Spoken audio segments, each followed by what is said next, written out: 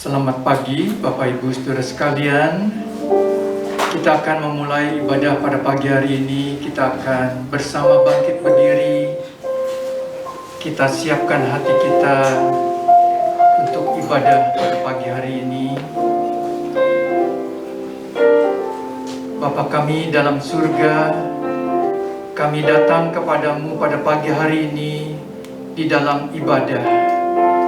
Siapkan hati kami Tuhan, sucikan, kuduskan kami.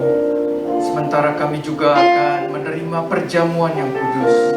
Kiranya perjamuan yang kudus boleh menjadi berkat bagi kami semua. Kami menyerahkan ibadah ini dari awal sampai pada akhirnya ke dalam tangan-Mu. Berkati setiap jemaat-Mu yang hadir pada pagi hari ini. Kiranya segala berkat anugerah Tuhan turun ke atas kami, melimpah ke atas kami. Bahwa pertolongan kami datangnya daripada Tuhan Allah, pencipta langit dan bumi. Turunlah kiranya dalam ibadah kami pada pagi hari ini. Anugerah, damai sejahtera dari Tuhan kita, Yesus Kristus. Mari kita semua berkata, amin. Shalom Bapak Ibu, selamat pagi. Bersyukur pada Tuhan pagi hari ini kita bisa hadir on-site. Dan teman-teman, rekan-rekan jemaat yang hadir secara online, bersyukur juga bisa bergabung bersama-sama di GIA Cimeluit. Mari kita siapkan hati kita. Kita katakan kepada Tuhan, kami rindu Tuhan, menikmati bahagia Tuhan. Satu hal yang Kau rindu.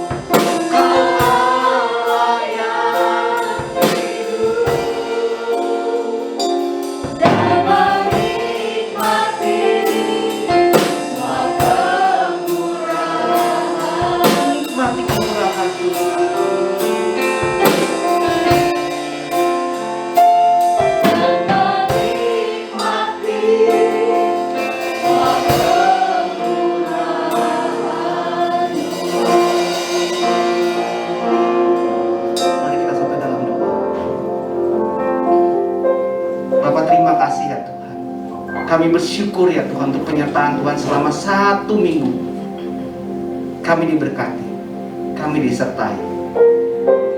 Bersyukur ya Tuhan, kami bisa hadir di tempat ini. Kami mau beribadah kepada Engkau. Kami bersyukur ya Tuhan, kami masih diberikan kesehatan, kemampuan untuk dapat hadir di tempat ini. Kami bersyukur ya Tuhan, kami bisa menonton secara streaming, secara online. Kami bersyukur ya Tuhan. Bapak, pagi hari ini kami mau menikmati Engkau. Lihat hati kami ya Tuhan, selidiki hati kami. Kami siap ya Tuhan memuji Tuhan, berdoa, mendengarkan firman Tuhan. Beracaralah Tuhan pagi hari ini di tempat ini. Inilah kami ya Tuhan. Segala pujian, hormat, kemuliaan kami kembalikan hanya buat Engkau saja. Demi nama Tuhan Yesus kami berdoa dan mengucap syukur. Haleluya. Amin. Dengan tetap berdiri, kita akan angkat satu pujian, Jalan Hidup Orang Benar. Dengan tepuk tangan ya.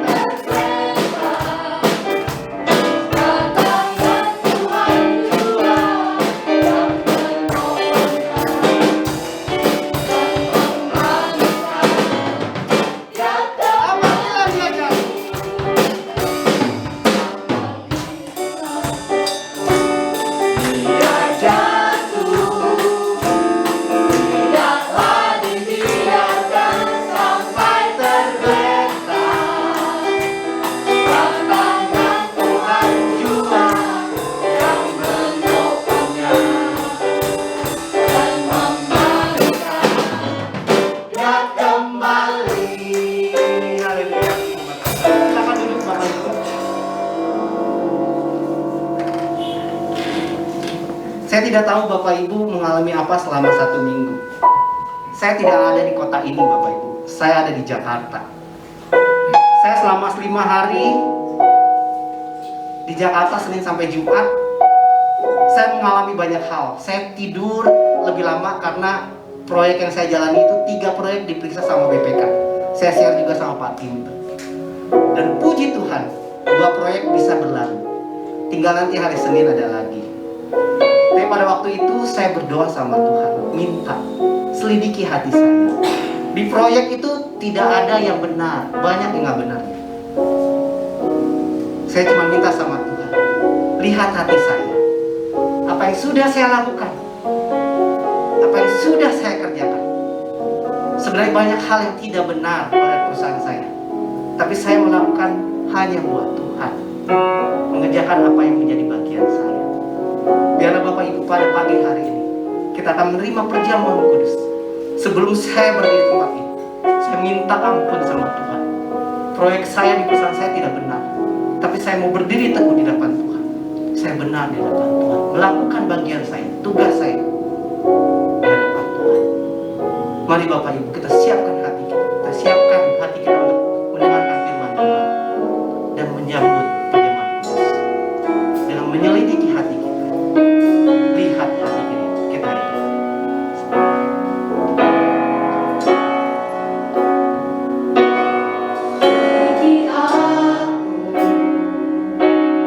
Lihat hatiku, apakah ku sungguh mengasihimu, Yesus. Kau Maha tahu dan menilai hidupku, tak ada yang tersembunyi. Selidiki aku Tuhan. Tuhan melihat hati.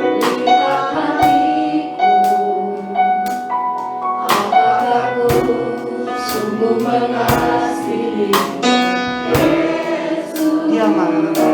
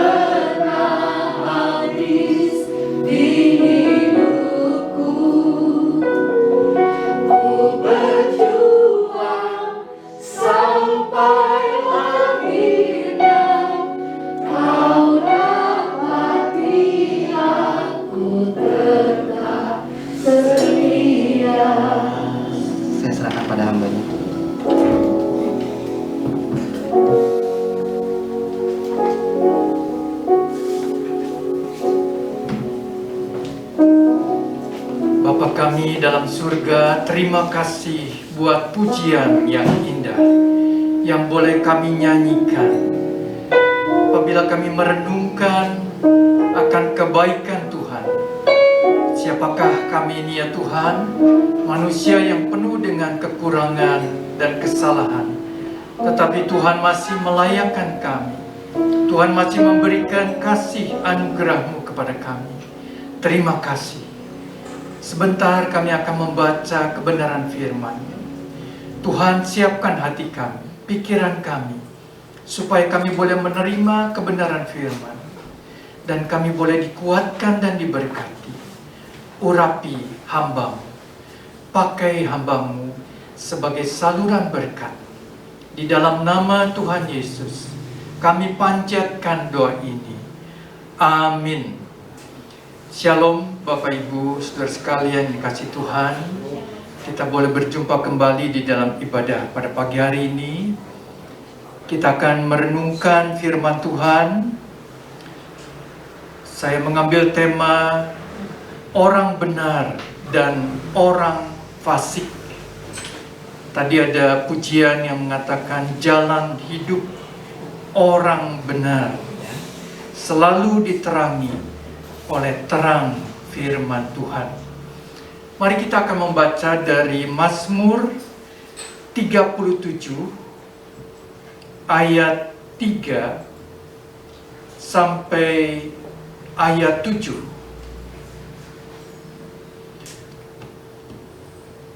Mazmur 37 ayat 3 sampai 7. Ini satu mazmur yang indah. Kalau kita sedang dalam pergumulan atau sedang di dalam masalah, pada waktu kita membaca mazmur ini, kita pasti akan mendapat kekuatan. Ini adalah mazmur Daud yang diberi judul perikopnya adalah kebahagiaan orang fasik semu. Saya membaca ayat yang ketiga. Percayalah kepada Tuhan dan lakukanlah yang baik. Diamlah di negeri dan berlakulah setia. Dan bergembiralah karena Tuhan, maka Ia akan memberikan kepadamu apa yang diinginkan hatimu. Serahkanlah hidupmu kepada Tuhan dan percayalah kepadanya, dan Ia akan bertindak. Ia akan memunculkan kebenaranmu seperti terang dan hakmu seperti siang. Berdiam dirilah di hadapan Tuhan dan nantikanlah Dia. Jangan marah karena orang yang berhasil dalam hidupnya, karena orang yang melakukan tipu daya. Saudara sekalian yang dikasihi Tuhan, mazmur ini adalah mazmur akrostik. Ini adalah satu syair yang di dalam bahasa Ibraninya memakai huruf pertama yang sama. Kalimat pertama, kalimat kedua memakai huruf Ibrani yang sama. Misalnya huruf alef. Hanya di dalam bahasa Indonesia kita tidak menjumpai karena berbeda ya. Tetapi di dalam bahasa aslinya nampak ini merupakan satu syair yang teratur. Kalau dulu kita belajar bahasa Indonesia, syair itu pasti ada keteraturan ya. Misalnya belakangnya sama, belakangnya sama. A, B, B ya. Jadi ini adalah satu mazmur syair akrostik yang mempunyai satu format tertentu, mempunyai satu pola tertentu. Jadi dengan kata lain, ini merupakan satu mazmur yang indah. Nah, saudara sekalian, mazmur ini adalah juga mazmur hikmat.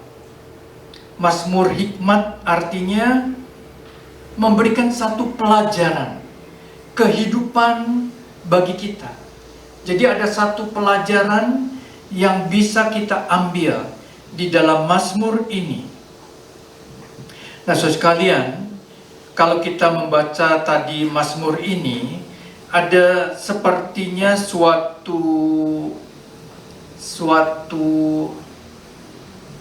dialog ya antara si penulis Raja Daud dengan Tuhan dan secara tidak langsung kepada orang lain yang dia lihat.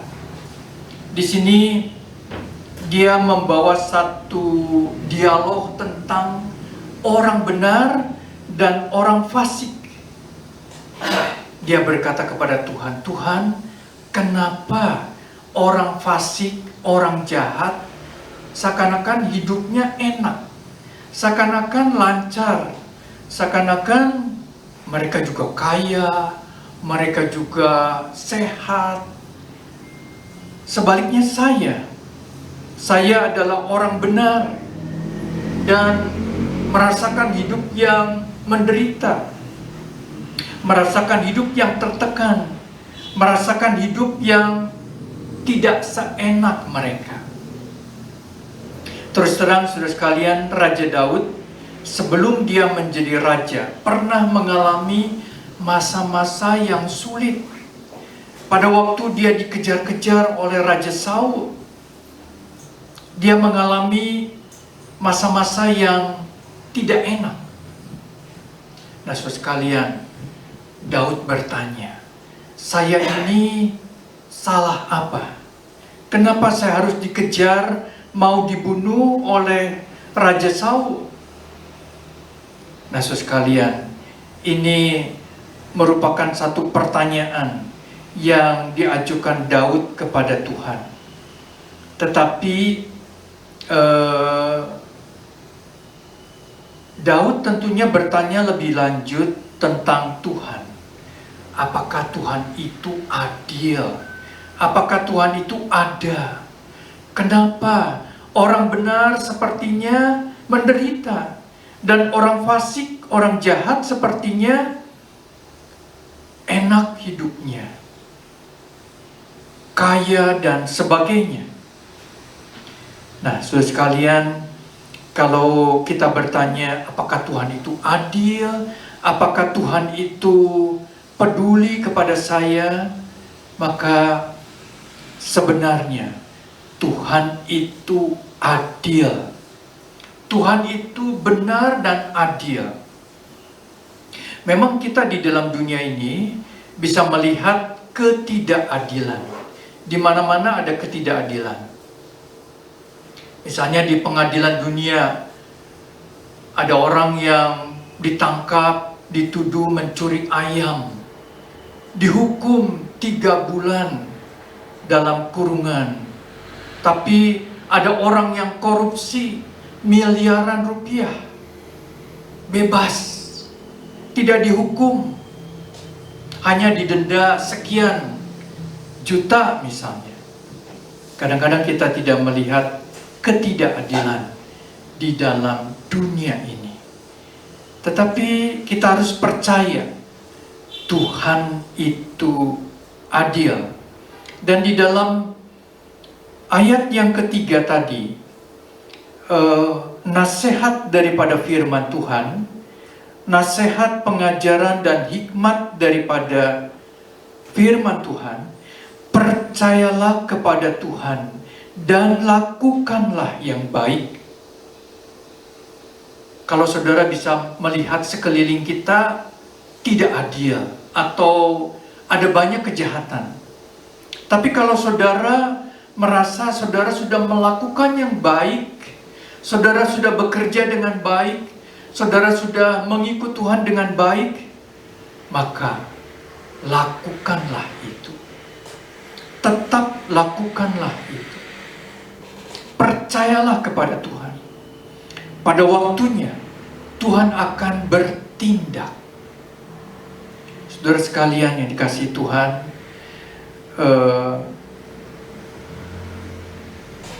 Tuhan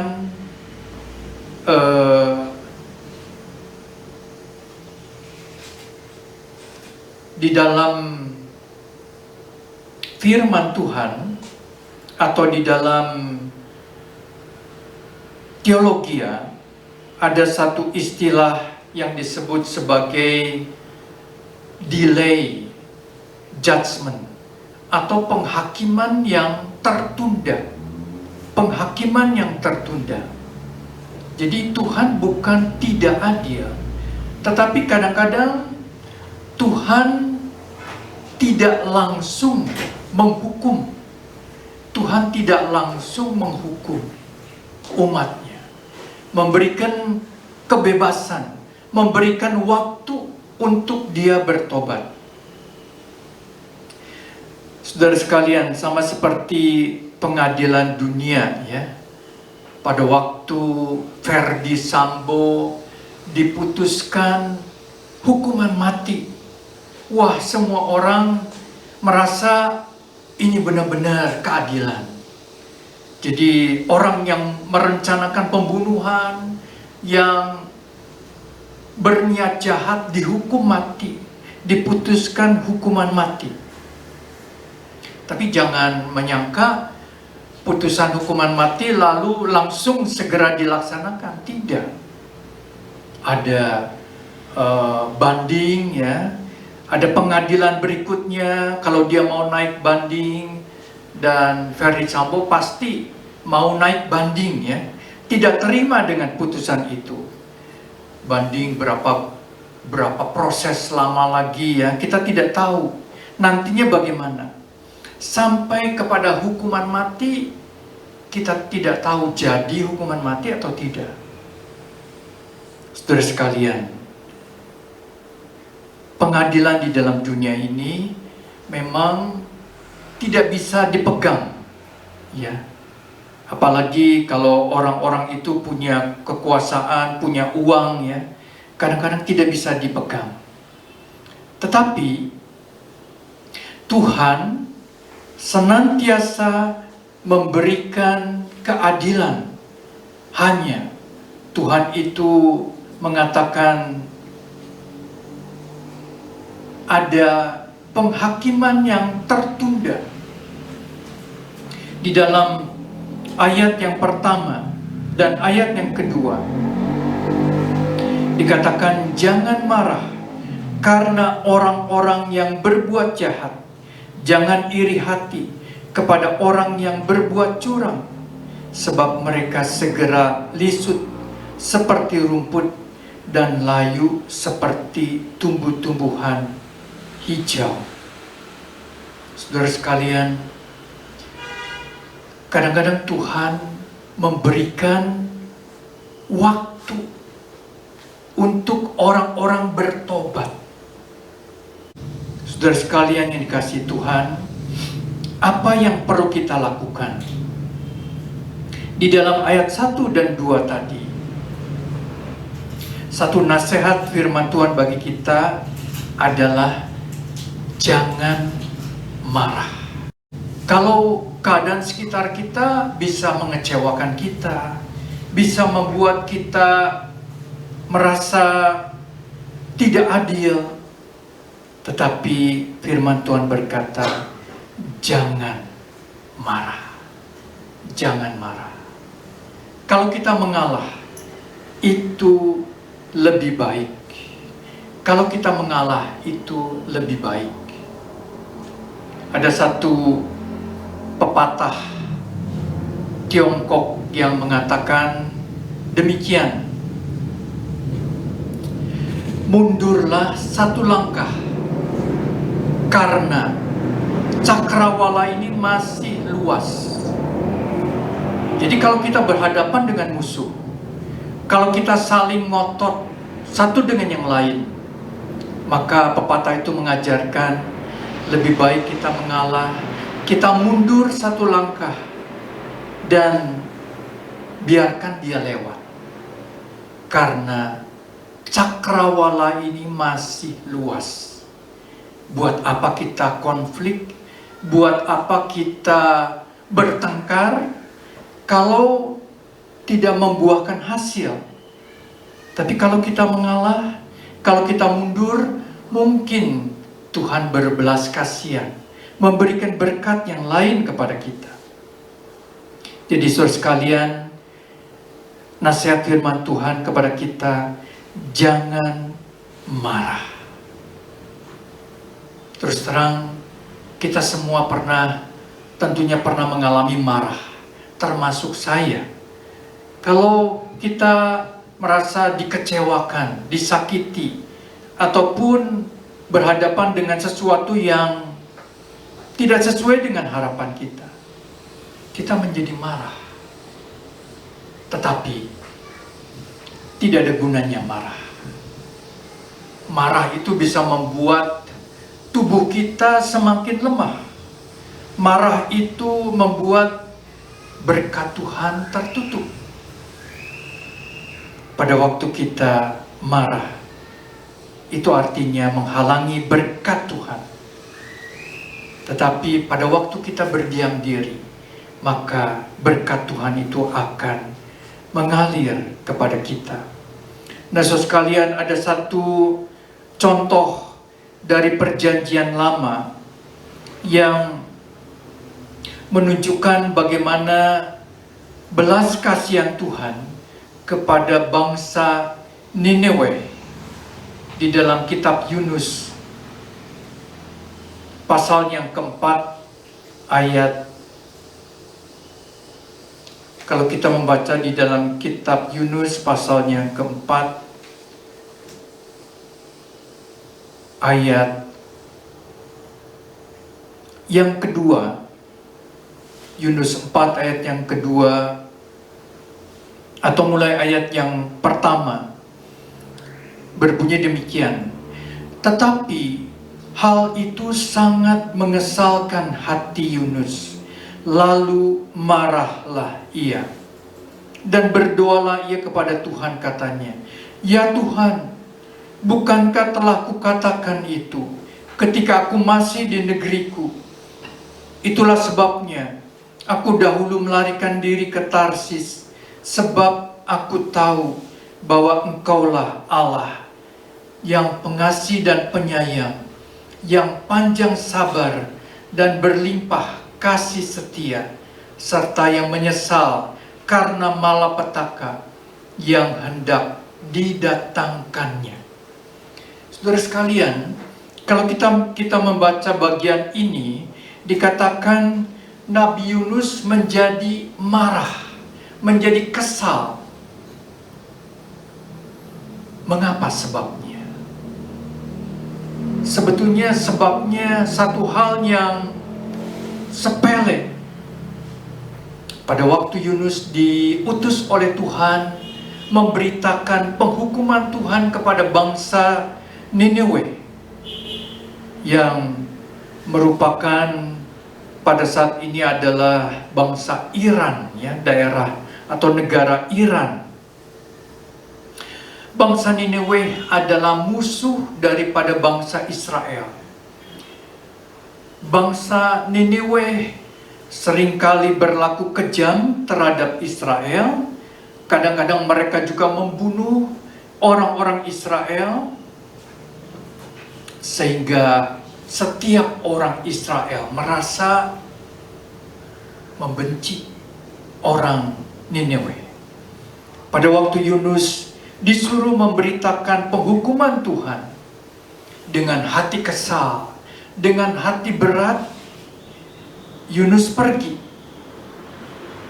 Tetapi pada waktu bangsa Nineveh bertobat, minta ampun kepada Tuhan, bertobat mulai dari raja, para pejabat, sampai kepada rakyat, maka Tuhan tidak jadi atau menunda penghukuman kepada mereka.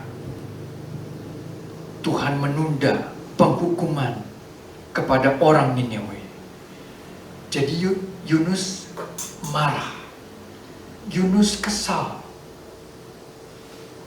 Kalau zaman sekarang ada pengkhotbah yang berkhotbah, ya, misalnya pendeta Stephen Tong, di ribuan orang, banyak orang yang bertobat, wah, hatinya senang. Tetapi kebalikan dengan Yunus, Yunus merasa kesal dan marah. Lalu Tuhan memberikan satu pelajaran kepada Yunus. Di dalam Yunus pasal yang keempat, ayat yang ke-6. Yunus 4 ayat yang ke-6. Lalu atas penentuan Tuhan Allah, tumbuhlah sebatang pohon jarak melampaui kepala Yunus untuk menaunginya, agar ia terhibur daripada kekesalan hatinya. Yunus sangat bersuka cita karena pohon jarak itu. Tetapi keesokan harinya ketika fajar menyingsing, atas penentuan Allah, datanglah seekor ulat yang mengerek pohon jarak itu sehingga layu. Nah, saudara sekalian, Tuhan memberikan satu pelajaran. Ada pohon jarak yang tumbuh di dekat Yunus, pada waktu dia merasa kesal hati, pada waktu dia merasa kepanasan, pohon jarak itu menyukakan hati dia, membuat dia bersuka cita. Tetapi keesokan harinya, ternyata pohon itu dimakan oleh ulat, sehingga pohon itu layu. Maka Yunus menjadi tambah kesal. Kemudian Tuhan berkata kepada Yunus, "Yunus, pohon ini tidak ditanam oleh engkau, tidak disirami oleh engkau, tidak ditumbuhkan oleh engkau. Kenapa pada waktu pohon ini layu atau mati, kenapa engkau kesal?" Maka Tuhan berkata, "Terlebih lagi orang kota Niniwe yang begitu banyak, maka aku menunda penghukuman mereka oleh karena mereka penduduk kota yang banyak. Aku tidak jadi menghukum mereka. Aku menunda penghukuman kepada mereka." Saudara sekalian yang dikasihi Tuhan, ini adalah kalau kita baca di dalam ayat yang ke-11 dari Yunus 4, Tuhan berkata kepada Yunus, "Bagaimana aku tidak akan sayang kepada Niniwe, kota yang besar itu, yang berpenduduk lebih dari 120.000 orang, yang semuanya tidak tahu membedakan tangan kanan dan tangan kiri, dan ternaknya yang banyak." Tuhan menunda dan membatalkan penghukuman kepada orang Niniwe. Saudara sekalian, ini merupakan pelajaran bagi kita. Seringkali kita merasa diri kita benar dan orang lain yang salah dan patut dihukum. Kita tidak menyadari bahwa kita juga pernah berbuat salah kepada Tuhan. Kita juga orang yang tidak sempurna. Kalau Tuhan tidak berbelas kasihan, mungkin kita juga sudah dihukum oleh Tuhan. Tetapi oleh karena belas kasihan Tuhan, maka Tuhan menunda penghukuman itu. Saudara sekalian, ada satu kisah dari seorang ibu yang dulu dia adalah anggota gereja Isa Masih di Maleer. Seorang ibu yang setia beribadah, datang ke gereja, ke kaum wanita. Dia selalu berdoa untuk suaminya. Suaminya tidak mau percaya kepada Tuhan. Suaminya selalu mengejek tentang kekristenan. Suaminya begitu begitu sombong. Dan karena mereka juga sudah usianya lanjut, tapi tetap suaminya ini tidak mau bertobat. Kadang-kadang ayah saya sebagai pendeta waktu itu datang membesuk, memberitakan Injil, tetapi belum mau bertobat. Tapi istrinya selalu berdoa bagi suaminya, selalu minta untuk didukung di dalam doa. Nah, saudara sekalian, satu kali ketika sakit, dan kami juga sempat mendoakan mengunjungi ini yang sudah cukup lanjut usia, tetapi dia masih keras kepala. Dia seringkali berkata demikian, "Wah, saya nggak mau masuk surga karena Di surga itu nggak ada bintang film yang cantik ya. Mungkin dia guyon ya, kata-katanya itu guyon, tapi sedikit melecehkan ya kekristenan. Di surga itu nggak semuanya orang baik-baik, nggak ada orang-orang jahat ya. Sehingga rasanya tidak rame, tidak menyenangkan. Saya pilih masuk masuk neraka saja.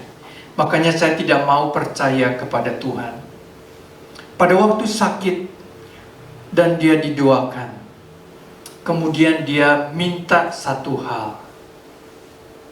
Permintaannya juga agak aneh, saudara sekalian. Dia berkata begini, kalau memang ada Tuhan, coba tunjukkan kepada saya kalau setan itu ada. Jadi dia berpikir, kalau ada setan, pasti ada Tuhan. Jadi dia minta satu tanda dari Tuhan. Kalau saya bisa melihat setan, karena selama dia hidup hampir 80 tahun, tidak pernah melihat setan. Kecuali di bioskop ya. Maka dia minta, kalau betul ada setan, maka dia percaya kepada Tuhan. Dan entah bagaimana, satu kali Tuhan itu kasih tunjuk kepada dia bahwa ada setan. Maka dia takut. Dan dia bertobat. Dan dia mau dibaptis oleh pendeta. Saudara sekalian yang dikasihi Tuhan, seringkali kita manusia, pemikiran kita terbatas, pemahaman kita terbatas, dan seringkali kita merasa diri benar, ya, orang lain yang salah. Tetapi akhirnya ini boleh percaya kepada Tuhan, dibaptis, dan tentunya ini merupakan jawaban doa daripada istrinya yang selalu berdoa supaya suaminya ini boleh percaya kepada Tuhan. Ini adalah satu pekerjaan Tuhan yang merupakan panjang sabar daripada Tuhan. Tuhan tidak pernah merasa kurang sabar kepada orang ini. Puluhan tahun didoakan, puluhan tahun diinjili, tetapi akhirnya mau bertobat. Saudara sekalian, kadang-kadang kita juga sebagai manusia kurang sabar. Kita kurang sabar akan sesuatu di dalam doa kita mungkin, di dalam pelayanan kita, di dalam kehidupan kita. Kita kurang sabar. Maka kita perlu minta kesabaran yang daripada Tuhan. Dan nasihat yang terakhir dari Mazmur ini, di dalam ayat yang ke-7 dari Mazmur 37 berkata, berdiam dirilah di hadapan Tuhan dan nantikanlah Dia. Berdiam dirilah di hadapan Tuhan dan nantikanlah Dia.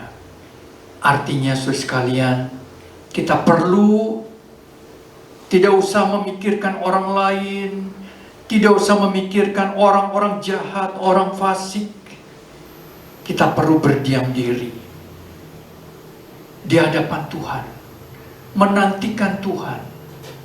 Dan kita perlu berdoa senantiasa, meminta kepada Tuhan supaya kita diberikan kesabaran. Dan janji firman Tuhan berkata, Ia akan memunculkan kebenaranmu seperti terang dan hakmu seperti siang. Saudara sekalian, biarlah kita boleh belajar dari Mazmur ini. Yang pertama, bahwa Tuhan itu adil, supaya kita tetap lakukan yang baik di negeri. Yang kedua, mungkin Tuhan menunda penghakiman. Tetapi satu kali Tuhan akan menyatakan penghakiman kepada orang-orang yang jahat, kepada orang-orang fasik. Yang ketiga, kita jangan marah terhadap orang-orang jahat, karena itu akan menutup berkat bagi kita. Yang keempat, supaya kita banyak berdiam diri, berdoa kepada Tuhan. Tuhan akan memunculkan kebenaran kita, memunculkan hak kita seperti siang, seperti Raja Daud ketika sekian lama dia menanti belum menjadi raja, tapi pada saatnya Raja Saul menemui ajalnya. Daud diangkat menjadi raja. Tuhan tidak pernah melupakan janjinya kepada orang-orang yang benar. Amin.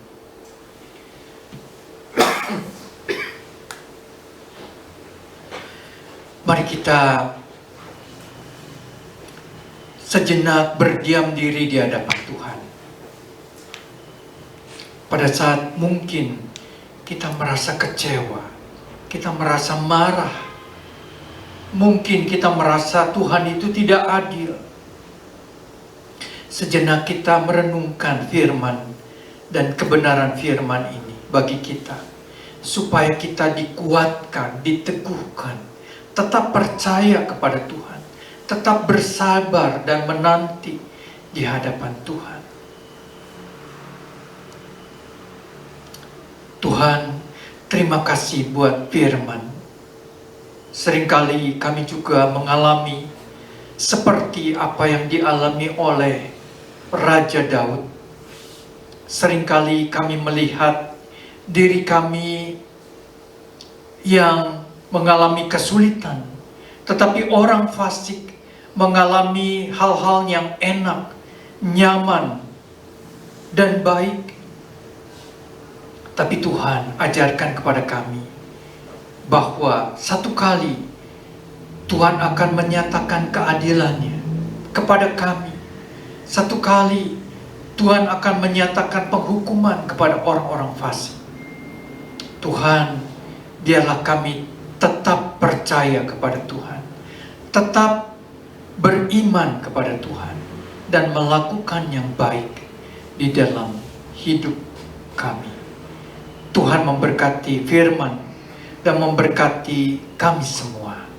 Kami mengucap syukur, kami berdoa di dalam nama Tuhan Yesus.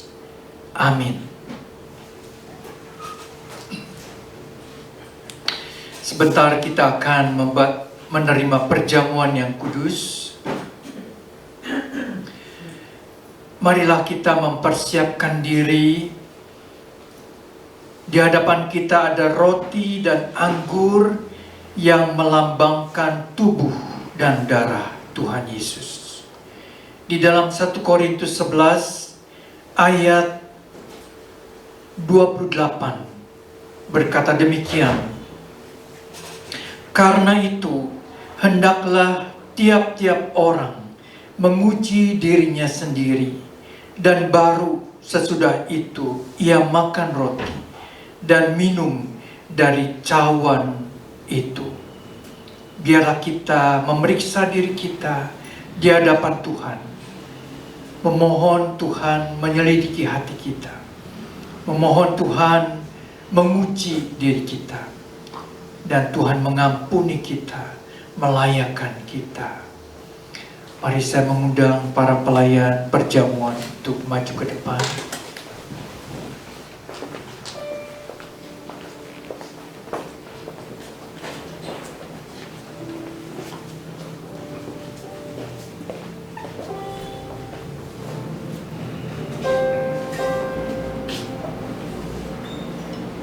Bapa kami dalam surga, berkati roti dan anggur yang hendak dibagi-bagikan pada jemaat. Berkati para pelayan yang membagi-bagikan. Biarlah kami bersama boleh ambil bagian di dalam perjamuan yang kudus. Di dalam nama Tuhan Yesus kami. Amin.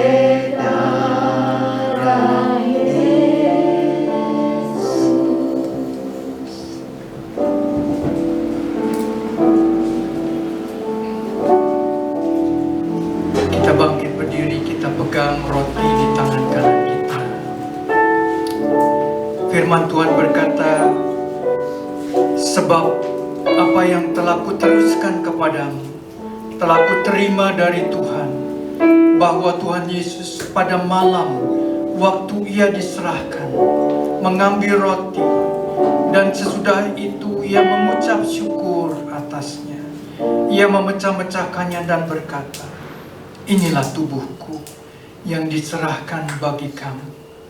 Perbuatlah ini menjadi peringatan akan aku. Mari kita makan bersama dengan iman dalam nama Tuhan.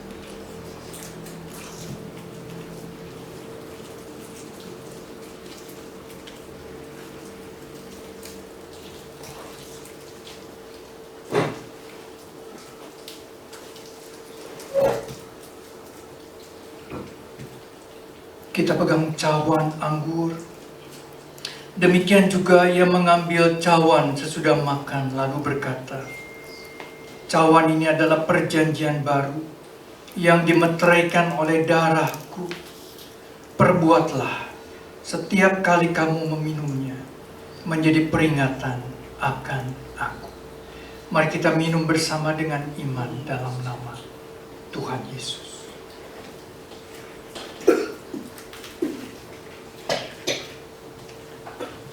Mari kita tundukkan kepala masuk dalam doa. Tuhan, terima kasih buat pengorbanan-Mu di atas kayu salib bagi kami. Darah-Mu tercurah menebus dosa-dosa kami. Tubuh-Mu yang hancur boleh memulihkan kami, menyembuhkan kami. Kami imani perjamuan yang kudus itu menguatkan iman kami, memulihkan kehidupan kami, menyehatkan kami. Kami berdoa ya Tuhan, supaya setiap kami boleh menerima berkat-berkat secara rohani dan membuang segala hal-hal yang kurang baik, dan kami mengucap syukur atas segala pengorbanan yang sempurna di atas kayu salib bagi kami. Dalam nama Tuhan Yesus kami berdoa. Amin. Silakan duduk. Puji nama Tuhan. Kita boleh bersama kembali mengikuti perjamuan yang kudus. Ada sedikit pengumuman, minggu depan firman Tuhan akan dilayani oleh Bapak Oong Gunawan. Dan pada hari Rabu Jam 6 ada doa pagi dilayani melalui Zoom. Bapak Ibu yang mau ikut bisa melihat linknya di Warta Jemaat. Kita akan bersama memberikan persembahan. Mari kita tundukkan kepala, masuk di dalam doa. Tuhan, terima kasih buat segala berkat yang boleh kami terima. Sebentar kami akan memberikan persembahan. Berkati persembahan ini yang merupakan rasa syukur dan terima kasih kami kepadamu. Biarlah apa yang kami berikan boleh menjadi berkat bagi pekerjaan Tuhan di tempat ini. Dan Tuhan tidak pernah berhutang kepada kami, memberkati kehidupan kami. Di dalam nama Tuhan Yesus kami berdoa. Amin. Ku kan terbang tinggi bagi Raja Wali.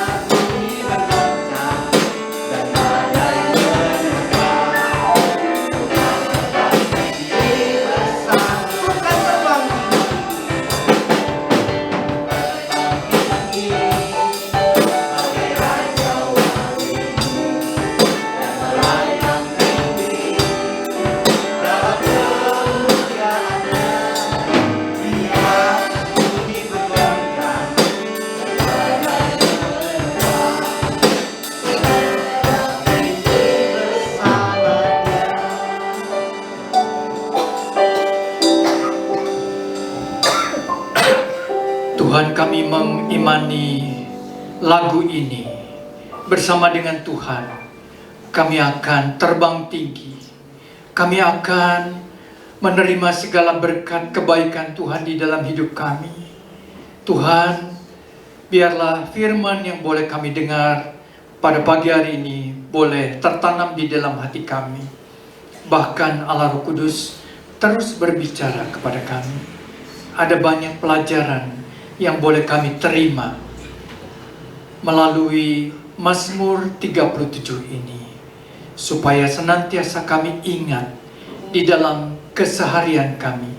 Pada saat kami mengalami banyak persoalan, tantangan dalam kehidupan, kami ingat pelajaran daripada Mazmur 37 ini. Tuhan, kami membawa persembahan kami kepadamu. Berkati persembahan ini.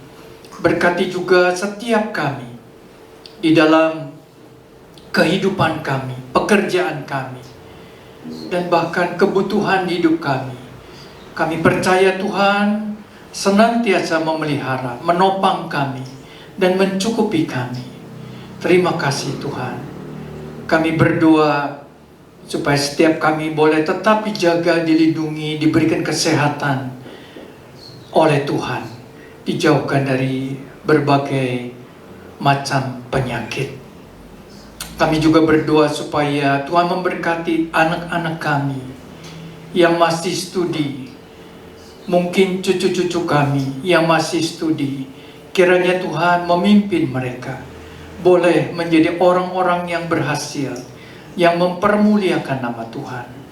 Kami juga berdoa bagi jemaat yang tidak hadir pada saat ini. Tuhan tahu di mana mereka berada. Tuhan memberkati mereka, sehingga pada minggu depan kami boleh kembali berjumpa, berkumpul bersama di dalam ibadah di tempat ini. Terima kasih ya Tuhan. Saudaraku yang kekasih, terimalah berkat Tuhan. Kiranya kasih sayang dari Allah Bapa di surga, anugerah keselamatan dari Tuhan Yesus Kristus, dan pertolongan daripada Allah Roh Kudus menyertai saudara-saudara sekalian mulai saat ini sampai Maranatha, Tuhan Yesus datang kembali. Amin.